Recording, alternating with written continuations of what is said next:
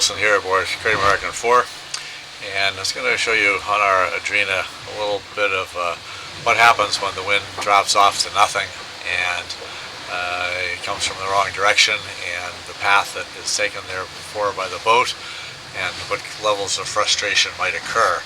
So I'm going to turn the camera around here, and here we are again. Here's our Adrena that we've seen before. This is our route. This is where we are right now, coming up to Rio, and the area in question is right here, and I'll zoom in on that. We're coming along, let's see here, coming along, having a little piece of dinner. We're at 5 knots of true wind speed, 3 knots of boat speed, and then boat gets up here. I take a nap after dinner. The boat decides to follow the new wind, just takes a left turn here. The wind just suddenly starts to come in from the west instead, and we sail down here, and I wake up and see what's going on and try to sort of recoup things here. Here the little data box is saying 3 knots of wind, boat speed 0.7 knots, and when one zooms in to get the really finer detail, we've come down here. Trying to make this route up around here, and the boat is going now 1.2 knots, 2.7 knots of true wind speed, pretty much out of control, and then we end up going due south here.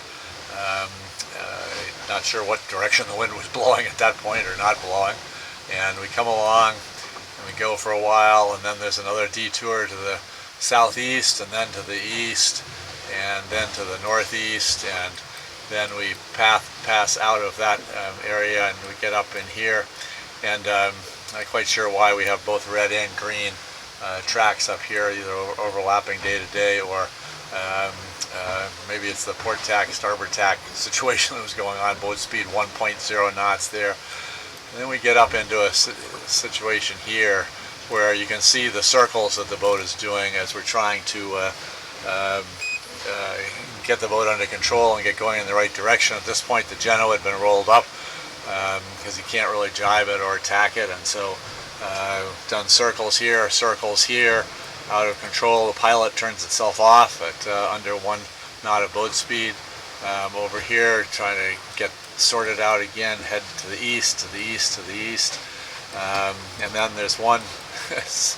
And of course, these are all really small ranges we're going along here. We're not going very far at all in this. And then you look at this incredible mess here, where we just got going in circles and we couldn't control the boat whatsoever, and round and round and round we went. And the frustration of this is that you know that Alan Rura and the other guys up ahead are pulling away at 12 knots, and guys behind are coming up at 12 knots, and we're doing this for 3, 4, almost 5 hours around circles.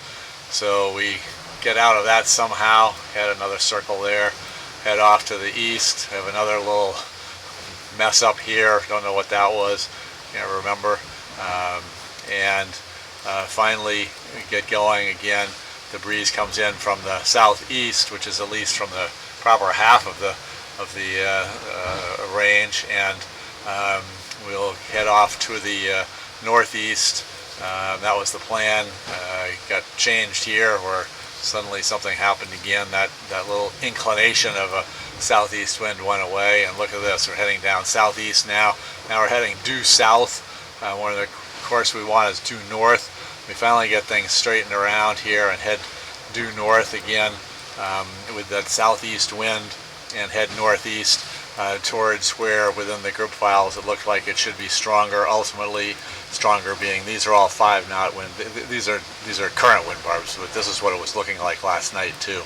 So anyway, and then on our pathway finally. But what a chaotic mess that was. Incredibly frustrating. Went for 3, 4, 5 hours, and that's what can happen when King Neptune decides to have his way with you. That's it for today.